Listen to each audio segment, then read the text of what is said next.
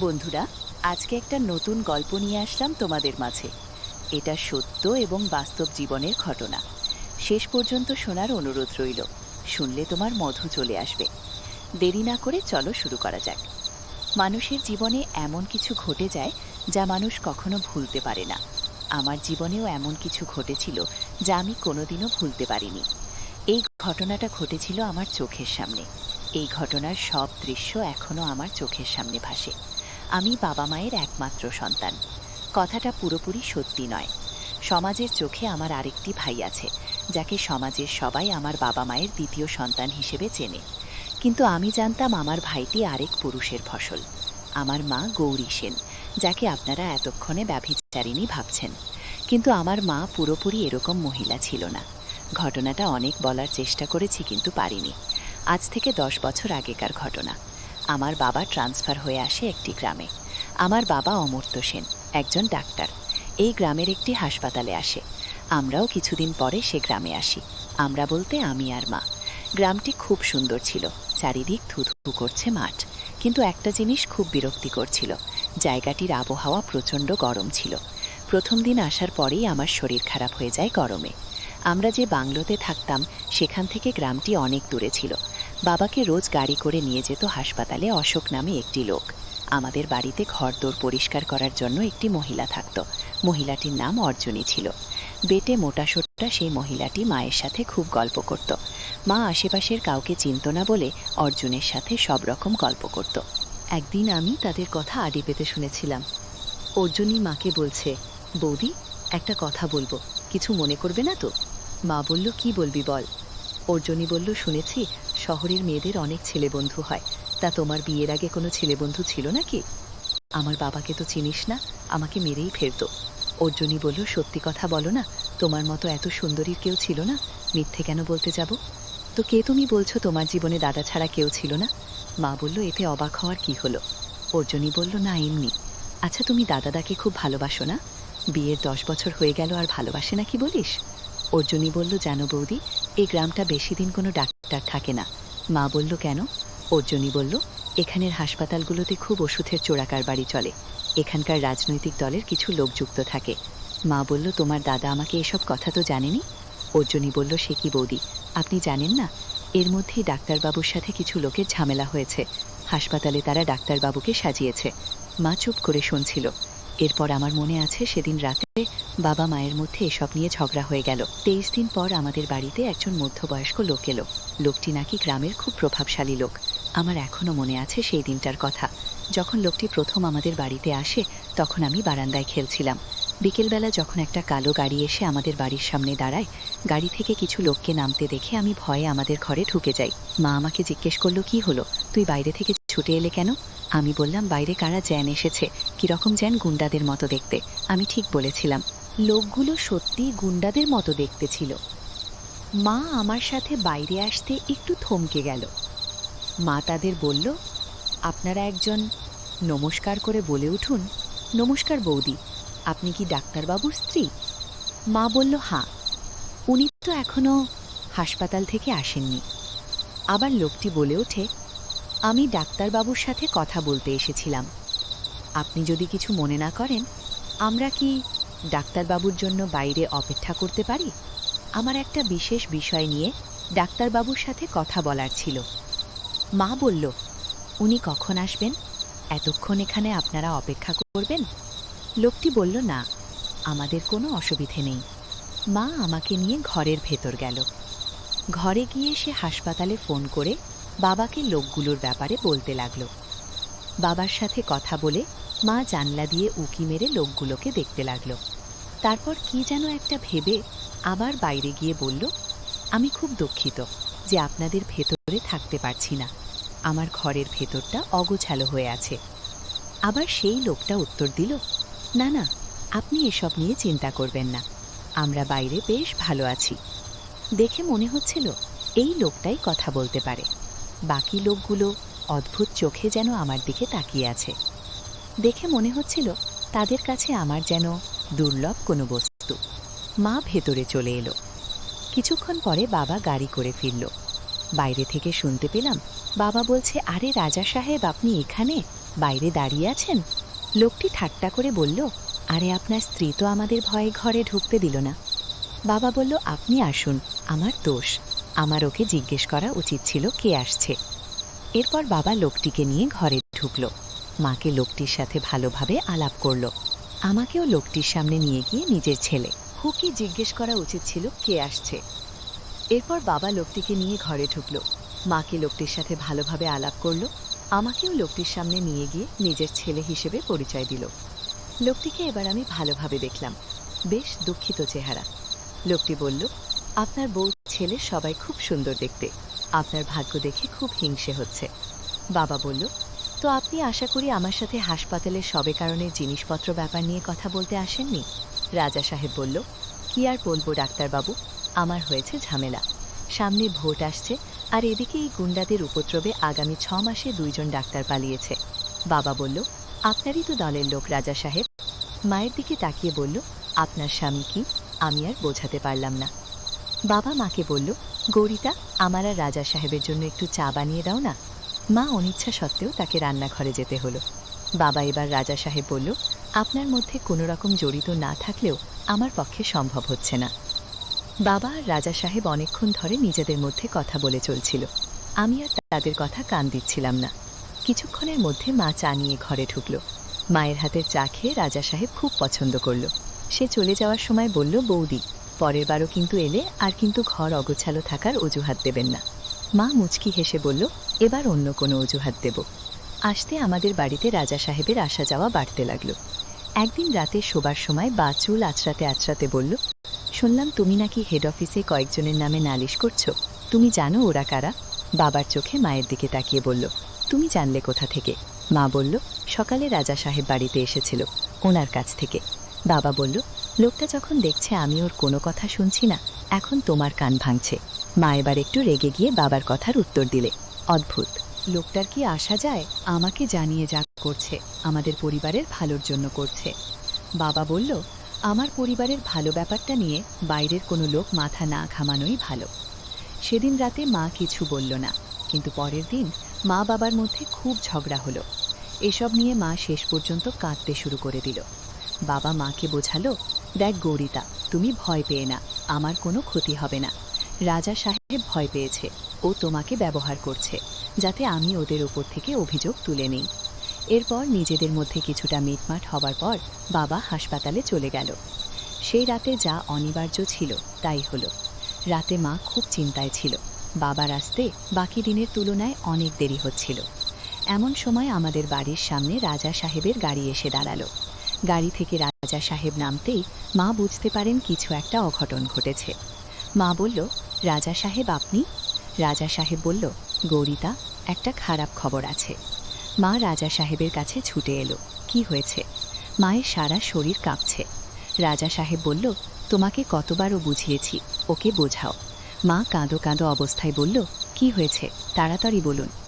কিছু গুন্ডারা তোমার স্বামীর উপর হামলা করেছে, এখন ওকে হাসপাতালে ভর্তি করানো হয়েছে।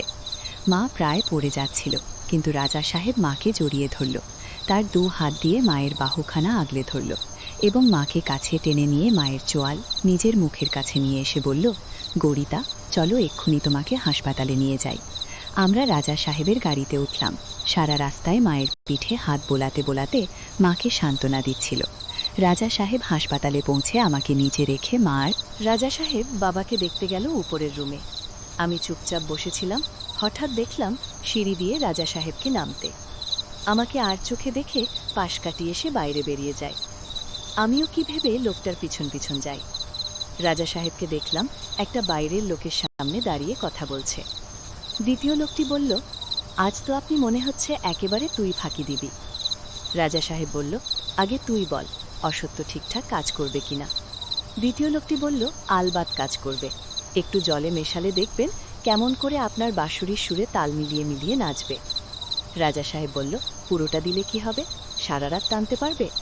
লোকটা মুচকি হাসল, এখন কি করছে? রাজা সাহেব বলল, ঘরের সামনে বসে আছে। এবার আমি সেই জায়গা থেকে সরে গিয়ে যেখানে আগে বসেছিলাম সেখানে চলে এলাম। আমি বুঝতে পারছিলাম না আমার আশেপাশে কি ঘটছে। তখন আমার বোঝার ক্ষমতা ছিল না রাজা সাহেবের এই উদ্দেশ্যের ব্যাপারে। এরপর সেদিনের রাত থেকে যা যা ঘটেছিল তা ভাবলে এখনো আমার গায়ে কাঁটা দেয়। সেদিন হাসপাতাল থেকে বেরোনোর সময় মাকে রাজা সাহেব তার বাড়িতে উঠতে বলল। রাজা সাহেবের ধারণা যেসব গুন্ডারা বাবাকে হামলা করেছে তারা রাতে মায়ের উপর আর আমার উপর হামলা করতে পারে। রাজা সাহেবের উপর হয়তো মায়ের বিশ্বাস তা অনেকটা বেশি ছিল, তাই সে তার কথায় রাজি হয়ে গেল। সেদিন রাতে আমরা রাজা সাহেবের বাড়িতে চলে গেলাম। হাসপাতাল থেকে বেরিয়ে যখন গাড়ি এসে রাজা সাহেবের বাড়ির সামনে দাঁড়ালো তখন আমার চোখ স্থির হয়ে গেল। মনে হলো রাজপ্রাসাদের সামনে দাঁড়িয়ে আছি। আমাদের জন্য ভালো খাবার বানানো হয়েছিল। আমি খেয়ে নিলাম, কিন্তু মা কিছুই খেতে চাইছিল না। রাজা সাহেব অনেক অনুরোধ করাতে মাসুদ শরবত খেলো। মায়ের জন্য একটা ভারী স্বর্ণের রং করা পেতলের গ্লাসের শরবত নিয়ে এলো। মা বলল, এবার বুঝতে পারছি আপনার নাম এখানে রাজা সাহেব কেন। রাজা সাহেব বলল, আমি হচ্ছি এই গ্রামের সবচেয়ে বড় ভিখারি। মা বলল, কেন এই কথা বলছেন? রাজা সাহেব বলল, আমার সব আছে, কিন্তু নিজের আপন বলে কেউ নেই। মা বলল, আমি রমন, তোর কাছে আপনার স্ত্রীর মৃত্যুর ব্যাপারে শুনেছি। আমি খুব দুঃখিত। আপনার এই বিষয় নিয়ে আমি আপনার কাছে আধে আমার দুঃখ প্রকাশ করতে পারিনি। ভেবেছিলাম বিশ্বের ব্যাপারে কিছু বললে আপনি আরও দুঃখ পেতে পারেন।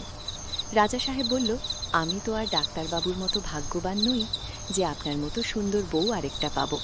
মা কথাটাতে এগিয়ে গিয়ে বলল, আমি আপনার কাছে চিরকাল ঋণী থাকব। আপনি এই সময় আমাদের আশ্রয় দিয়েছেন।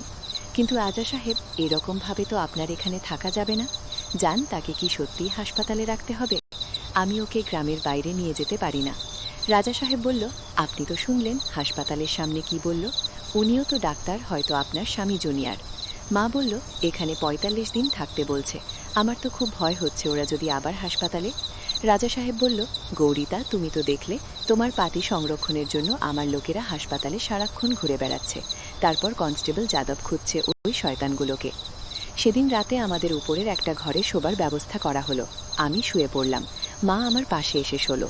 মাকে দেখে মনে হচ্ছিল মায়ের শরীরটা যে খারাপ। নিজের কপালের ওপর হাত চেপে রেখেছে। আমি জিজ্ঞেস করলাম, মা, তোমার কি হয়েছে? মা বলল, কিছু হয়নি, বাবা মাথাটা একটু ধরেছে। সারাদিন যা গেল, তুই ঘুমা। কিছুক্ষণের জন্য হয়তো আমি চোখটা বুঝেছিলাম। হঠাৎ মনে হলো মা বিছানায় ছটফট করছে আর বিটবিট করে কি যেন বলছে। মায়ের কাছে আসতেই দেখতে পেলাম, না, চোখ বন্ধ করে মুখ দিয়ে কেমন আওয়াজ করছে আর ক্রমাগত বাবার নাম নিচ্ছে এবং নিজের ডান হাতখানা নিজের পায়ের মাঝে ক্রমাগত ঘষে চলছে। সারা শরীরে ঘাম জমে রয়েছে। আমি মাকে জিজ্ঞেস করি, মা, তোমার কি হয়েছে? মা সঙ্গে সঙ্গে নিজের ঘোর কাটিয়ে আমার দিকে তাকালো। সে এক অদ্ভুত তাকানোর দৃষ্টি। মনে হচ্ছে তার ভেতরটা চলছে। মা বলল, কি হয়েছে? আমি বললাম, তোমার কি শরীর খারাপ লাগছে? মা আমার থেকে চোখ সরিয়ে বলল, তুই ঘুমা, আমাকে একটু বাচ্চা ঘরে যেতে হবে। মা বিছানা থেকে উঠে পড়ল। আস্তে আস্তে বারান্দা দিয়ে বাথরুমের দিকে গেল। আমিও দরজার সামনে দাঁড়িয়ে রইলাম। দেখলাম মা বাথরুমের সামনে গিয়ে থমকে গেল। দেখলাম বাচ্চা ঘরে তালা লাগানো। মায়ের মুখে বিরক্তি দেখা গেল। অনেকক্ষণ ধরে কি যেন ভাবল এবং তারপর রাজা সাহেবের ঘরের সামনে গেল। ঘরে টোকা মারতেই রাজা সাহেব সঙ্গে সঙ্গে দরজা খুলে দিল। মনে হলো রাজা সাহেব অপেক্ষা করছিল। রাজা সাহেব সম্পূর্ণ হয়ে মায়ের সামনে দাঁড়িয়েছিল। কি হয়েছে গৌরী, তা তোমার স্বামীর কথা চিন্তা করে ঘুম আসছে না? মা তৎক্ষণাৎ নিজের ঘোরটা কাটিয়ে বলল, না রাজা সাহেব, আমার একটু বাচ্চা ঘুরে যেতে হবে। রাজা সাহেব বলল, তোমার বাচ্চা ঘরে যাবার প্রয়োজন? এই ঘরে এসো, ঘরে এসো। চাবিটা কোথায় রেখেছি খুঁজতে হবে। মায়ের হাত ধরে নিজের ঘরে নিয়ে গেল রাজা সাহেব। আমি আস্তে আস্তে দরজা থেকে উঁকি মারা বন্ধ করে ঘর থেকে বেরিয়ে এলাম। আস্তে আস্তে রাজা সাহেবের ঘরের দিকে গেলাম। আলতো খোলা জানলার মুখ দিয়ে উঁকি মারলাম। রাজা সাহেব আলমারি খুলে কি যেন একটা খুঁজছেন। মা জিজ্ঞেস করল, আপনি বাচ্চার ঘরে তালা দিয়ে রেখেছেন কেন রাজা সাহেব?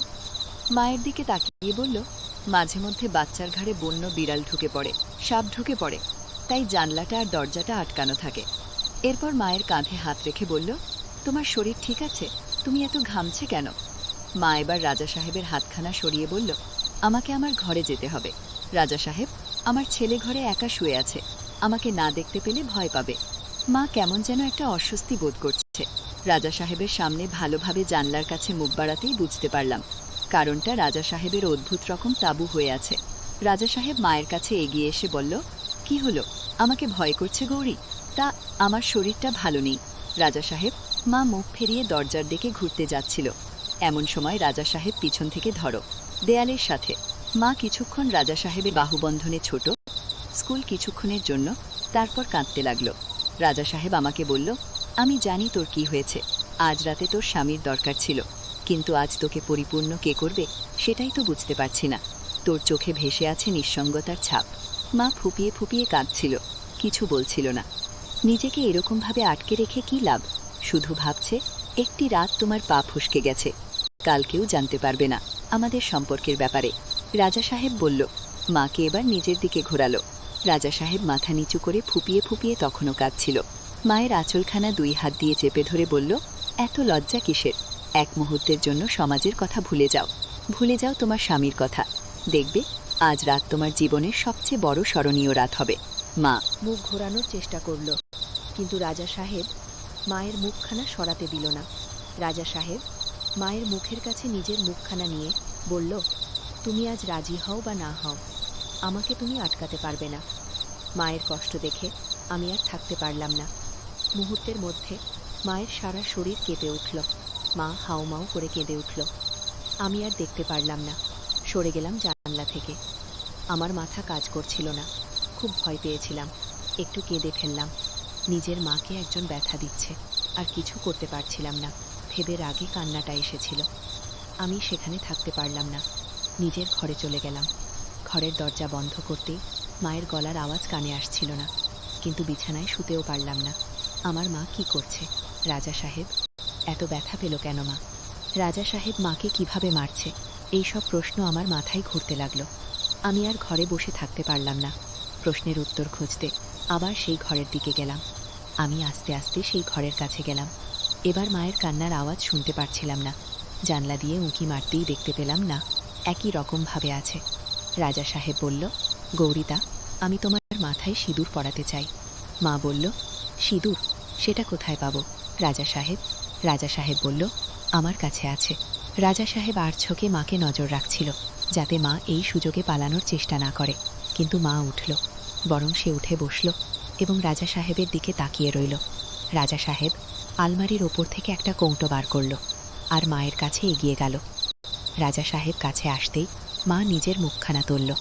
রাজা সাহেব মায়ের স্মৃতিতে সিঁদুর পরিয়ে দিল। গৌরীতা, তোকে একটা কথা বলতে চাই। তোর স্বামীকে মারার পিছনে আমার হাত ছিল। রাজা সাহেব হাসতে হাসতে কথাটা বলল। মা হয়ে গেল। কি বলছেন বলুন? এটা মিথ্যে। রাজা সাহেব বলল, তোকে বিছানায় নেওয়ার জন্য আমি এত কিছু করছি। মা ভয়ে ভয়ে রাজা সাহেবের দিকে তাকিয়েছিল। তার চোখে একটি প্রশ্ন, রাজা সাহেব কি চাই? রাজা সাহেব মায়ের চুলের মুঠি চেপে ধরল। মা চেঁচিয়ে বলল, লাগছে রাজা সাহেব। রাজা সাহেব বলল, আমার কথা না শুনলে কাল সকালে তাকে বিধবা করে তোকে আমার কাজের লোক বানিয়ে রাখব। আমাকে তুই চিনিস না। মা বলল, আমাকে আমার ঘরে যেতে দিন। রাজা সাহেব বলল, কিন্তু আমার তো এখনো শেষ হয়নি। মার খবর হয়ে গেল আমার ছেলে ঘরে একলা আছে। রাজা সাহেব মায়ের কাপড়গুলো হাতে নিয়ে বলল, আমি দেখে আসছি। মা বলল, ওগুলো নিয়ে যাচ্ছেন কেন? রাজা সাহেব বলল, তুই তো সম্পূর্ণ অবস্থায় ঘর থেকে বেরোতে পারবি না। মা বলল, রাজা সাহেব, আপনি কি সত্যিই আমার স্বামীকে গুন্ডা দিয়ে মেরেছেন? রাজা সাহেব বলল, আমার কোনো উপায় ছিল না। গুন্ডারা তার স্বামীকে মেরে ফেলত। আমি শুধু বুঝিয়েছি ডাক্তারকে মারতে, এবং আর আসল মজা হবে যখন ডাক্তারের বুকে বেইজ্জত করে। বিশ্বাস করো, সবকটা জিভে জল গড়িয়ে পড়ছিল। মা ভয়ে ভয়ে বলল, তাহলে তুমি কি আমাকে ওদের হাতে সঁপে দেবে? রাজা সাহেব বলল, যদি তোমাকে ওদের হাতেই ছেড়ে দিতাম তাহলে আজ রাতে তোমাকে বাড়ি থেকে হাসপাতালে নিয়ে যাবার জন্য আসতাম না। ওরা আজই তোমার বাড়িতে আসতো। এতক্ষণে যাদব ধরে ফেলেছে সবটাকে।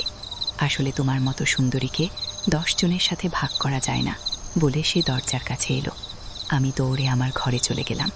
আমি খাটে শুয়ে ঘুমানোর ভান করলাম। রাজা সাহেব কিছুক্ষণ পর ঘরে ঢুকল। মায়ের শাড়ি আর বাকি জিনিসগুলো দূরে এক ঘরের কোণে রাখো, আর আমার কাছে এগিয়ে এলো। রাজা সাহেব আমার কাছে এসে উকি মারল এবং রাজা সাহেবের সামনে আমি শুয়ে থাকার নাটক করলাম। রাজা সাহেব ঘর থেকে বেরিয়ে গেল এবং যাবার আগে আমার ঘরের দরজা বাইরে থেকে বন্ধ করে দিল। আমি বুঝতে পারলাম সারা রাত আমাকে ঘরে কাটাতে হবে। চোখে ঘুম আসছিল না, বারবার দৃশ্যগুলো চোখে ভাসছিল। অনেকক্ষণ ধরে খাটে দাপাদাপি করার পরে কখন ঘুমিয়ে পড়লাম খেয়াল নেই। যখন চোখ খুললাম দেখলাম এক বুড়ো মাছি আমি জিজ্ঞেস করছে, খোকা উঠো। আমি জিজ্ঞেস করলাম আমার মা কোথায়। বুড়ো মাছি বলল, তোমার মা খুব ক্লান্ত, শুয়ে আছে। আমার প্রচণ্ড খিদে পাচ্ছিল, তাই আমি কথা না বাড়িয়ে বলে বসলাম, আমার খুব খিদে পেয়েছে। বুড়ো মাছি বলল, হ্যাঁ, তোমাকে আমি খেতে দেখতে এসেছিলাম, তোমার খাবার বানানো হয়ে গেছে। আমি নিচে গিয়ে মুখ ধুয়ে খেয়ে নিলাম। পুরো বাড়িতে আমার একা একা লাগছিল, ঘরের কাউকে আমি চিনতাম না। হঠাৎ শুনতে রাজা সাহেবের 2 পরিচারিকার গলার আওয়াজ পেলাম। বাগানে ফিস ফিস করে কি যেন বলছে। ভালোভাবে তাদের কথাগুলো আড়ি পেতে শুনলাম। ঘরে কি দেখলি? একজন পরিচারিকা আরেকজনকে জিজ্ঞেস করলো। সম্পূর্ণ হয়ে শুয়ে আছে রাজা সাহেব, আর ডাক্তারের বুক আমাদের দেখে বুকটা ভয়ে চেঁচিয়ে ওঠে এবং রাজা সাহেব কাপড় দিয়ে নিজের শরীর ঢাকার চেষ্টা করে। তারপরেই তো রাজা সাহেব বুড়ি মাছিকে ডেকে পাঠালো, আর তারপর আমাদেরকে সরিয়ে দিল। দুজনেই ফিস ফিস করে হাসছিল। এমন সময় পিছন থেকে কে যেন বলে উঠল, এই খোকা, তুমি ওখানে কি করছো? পিছনে ফিরে দেখে বুড়ি মাছি। আমি বোকার মতো মাছির দিকে তাকিয়ে রইলাম। মাছি বলল, তোমাকে তোমার মা ডাকছে। আমি বললাম, মা কোথায়? বুড়ি বলল, উপরের ঘরে, যেখানে তুমি রাতে শুয়েছিলে। আমি দৌড়ে উপরের ঘরে গেলাম। বাইরে থেকে মা আর রাজা সাহেবের গলার আওয়াজ শুনতে পেলাম। মা কাঁদতে কাঁদতে রাজা সাহেবকে বলল, কাল রাতের ঘটনা কোনো ভালোবাসা ছিল না। আমাকে ওষুধ খাইয়ে আপনি আপনার ইচ্ছার বিরুদ্ধে বিছানায় ভোগ করছেন। আমি আমার স্বামীকে গ্রাম থেকে নিয়ে যেতে চাই। রাজা সাহেব বলল, আমি তোমাকে বাধা দেব না, আমার লোকেরা তোমাকে গাড়িতে তুলে দেবে। আমি ঘরের দরজার সামনে দাঁড়িয়েছিলাম। মা আমাকে দেখতে পেয়ে চুপ হয়ে গেল। নিজের চোখের জল মুছে ফেলে আমাকে বলল, এখানে আমরা এখনই বাবার কাছে যাব। রাজা সাহেব ঘর থেকে বেরিয়ে যাচ্ছিল, কিন্তু মা রাজা সাহেবকে বেরানোর আগে একটা কথা শুনিয়ে দিল, আপনার কোনো সাহায্য আমাদের প্রয়োজন নেই। আমরা কিছুক্ষণ পর হাসপাতালের দিকে রওনা দিলাম। হাসপাতালে গিয়ে বাবাকে মা এখান থেকে নিয়ে যাবার কথা বলল। বাবা নিজেই বলল, এখান থেকে যাওয়া সম্ভব নয়। মাকে বাবা বলল রাজা সাহেবের বাড়িতে থাকতে, নিরাপত্তার জন্য। কিন্তু মা শুনল না এবং বলল যে সে আমাকে নিয়ে আমাদের বাংলোতে থাকবে। যখন আমরা সেখান থেকে ফিরছিলাম, আমাদের দেখা যাদবের সাথে হলো। যাদব আমাদেরকে থানায় আসতে বলল। পুলিশ সেখানে যেতে যেতে যাদব জানালো যে কাল রাতে রাজা সাহেব তাদেরকে আমাদের চলে যাবার পর আমাদের বাংলোতে লুকিয়ে থাকতে বলেছিল। লোকগুলো যারা আমার বাবার উপর হামলা করেছিল, তারা সত্যিই আমাদের বাড়িতে হামলা করেছিল এবং পুলিশ কয়েকজনকে গ্রেপ্তার করেছে, যদিও 2-3 জনকে তারা ধরতে পারেনি। যাদব বলল যে তার মায়ের বিবৃতি দরকার, যে এই লোকগুলোর আমাদেরকে মারার চেষ্টা করেছে, যাতে সে লোকগুলোর নামে কেস ঠুকতে পারে। সেদিন থানা থেকে বেরিয়ে মা ইন্সপেক্টরকে অনুরোধ করল যে আমাদেরকে তারা রাজা সাহেবের বাড়িতে পৌঁছে দেওয়া। আমরা রাজা সাহেবের বাড়িতে পৌঁছাতে বুড়ি মাছি বলল, তুমি ফিরে এলে ডাক্তারের বউ, আমি জানতাম তুমি ফিরে আসবে। মা কোনো কথা উত্তর দিল না। আমরা যে ঘরে ছিলাম সেই ঘরের দরজা খুলে দিল। মা আমাকে বলল, তুই একটু একা থাকতে, আমি একটু বাইরে থেকে আসছি। মাকে দেখলাম বারান্দায় বুড়ি মাছিকে জিজ্ঞেস করল, রাজা সাহেব কোথায়? বুড়ি হাসতে হাসতে বলল, তুমি চলে যাবার দুঃখে বাইরে পুকুরে স্নান করতে গেছে। মা বলল, বাইরের পুকুর? আমার ওনার সাথে একটু কথা বলার ছিল। বুড়ি মাছি বলল, চলো, তোমাকে রাজা সাহেবের কাছে নিয়ে যাই, তোমাকে রাজা সাহেব দেখলে খুশি হবে। মাকে দেখলাম বুড়ি মাসির পিছন পিছন যেতে। আমি নিজেকে আটকাতে পারলাম না, তাদের পিছন পিছন যেতে লাগলাম। অবাক হয়ে গেলাম যখন দেখতে পারলাম যে পুকুরটির কথা বুড়ি মাছি বলছিল সেটা ঠিক রাজা সাহেবের বাড়ির বাগানে জঙ্গলের পিছনে। পুকুরের সামনে দেখতে পারলাম সকালে যে 2 জন পরিচারিকার কথা আমি তখন আদি পেতে শুনছিলাম, তারা রাজা সাহেবের সাথে পুকুরে স্নান করছে আর হাসাহাসি করছে। রাজা সাহেবের স্নান করা দেখে মা লজ্জা পেয়ে গেল এবং চোখ নামিয়ে ফেল।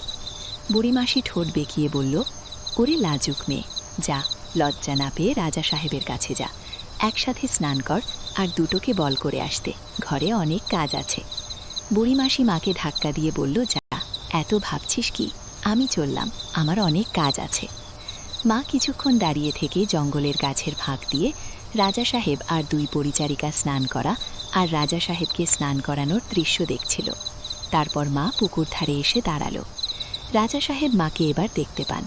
রাজা সাহেব মাকে দেখে একটু ব্যাকাভাবে হেসে বলল, কি হলো গৌরিতা, আমি ভাবলাম তুমি এতক্ষণে গ্রাম ছেড়ে চলে গেছো।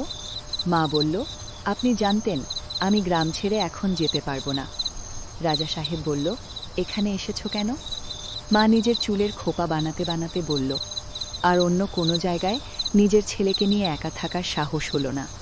রাজা সাহেব বলল, আমি কোনো মহাপুরুষ নই, তোমার মতো মহিলাকে যখন খুশি স্বীকার করতে পারি। মা বলল, আমার তো আর কিছু নেই আপনার কাছে হারানোর জন্য। মা পুকুরের জলে নামতে লাগলো। রাজা সাহেব বাকি দুজনকে ইঙ্গিত করল পুকুর ছেড়ে উপরে যেতে। দুই পরিচারিকার চোখে মায়ের প্রতি একটু রাগ আর হিংসার আভাস বুঝতে পারলাম। দুজনে সাঁতার কাটতে কাটতে মায়ের পাশ কাটিয়ে বেরিয়ে গেল। হঠাৎ দেখলাম রাজা সাহেব সাঁতার কাটতে কাটতে মায়ের কাছে এসে দাঁড়ালো। তোমার এখনো একটা ছিদ্র আমি এখনো দখল করিনি, তুমি সবকিছু হারাইনি এখনো। মা এই কথাটি শুনে একটু ভয় পেয়ে পিছিয়ে গেল। রাজা সাহেব বলল, এত ভয় কিসের? ওটা আমি তোমার ইচ্ছের বিরুদ্ধে নেব না। রাজা সাহেব বলল, গতকালকে রাতে আমাকে তুমি স্বর্গে পৌঁছে দিয়েছিলে গৌরীটা, তোমার এই মিষ্টি গন্ধ আমাকে পাগল করে দিয়েছিল। মা এই কথাগুলো শুনে জোরে জোরে নিঃশ্বাস নিতে লাগলো। রাজা সাহেব মায়ের মুখের কাছে নিজের মুখখানা নিয়ে এলো। ভেবে দেখো গৌরীটা, প্রত্যেক রাতে আমার মতো পশুর সাথে তোমাকে থাকতে হবে, কোনো বিশ্রাম হবে না। তোমার মা চোখ তুলে রাজা সাহেবকে বলল, আমি রাজি। কিন্তু কিছুক্ষণ পর রাজা সাহেবের অত্যাচার সহ্য করতে না পেরে মা বলল, আমি আর সহ্য করতে পারছি না, আমাকে ওই লোকগুলোর হাতে তুলে দিন, আমাকে ওরা একেবারে মেরে ফেলুক। রাজা সাহেব মুচকি হেসে বলল, তা কি করে হয় বল? আমি শুধু তোর সেবা করছি না, তোর স্বামী ও ছেলের দায়িত্ব নিচ্ছি। মা উঠে পড়ল এবং পুকুরের পানিতে মুখ ধুতে লাগলো। তখন রাজা সাহেব পিছন থেকে ধরল। বন্ধুরা, আজকের গল্পটি যদি তোমাদের ভালো লেগে থাকে